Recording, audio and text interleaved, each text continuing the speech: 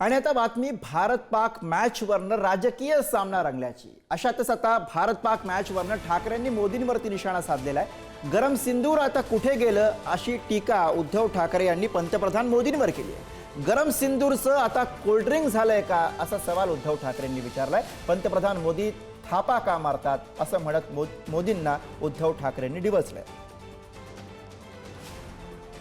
आपले पंतप्रधान म्हणाले कि खून और पानी एक साथ बह नहीं सकता। आनंद की गोष्ट है, मेरे रगो रगो में खून नहीं सिंदूर, गरम सिंदूर बह रहा है। मग त्या गरम सिंदूरचं काय आता कोल्ड्रिंक झालं? थम्सअप, कोका कोला, चला चाय गरम गेला आता, ठंडा ठंडा ठंडा लो लिंबू सरबत गेला कुठे तो गरम सिंदूर?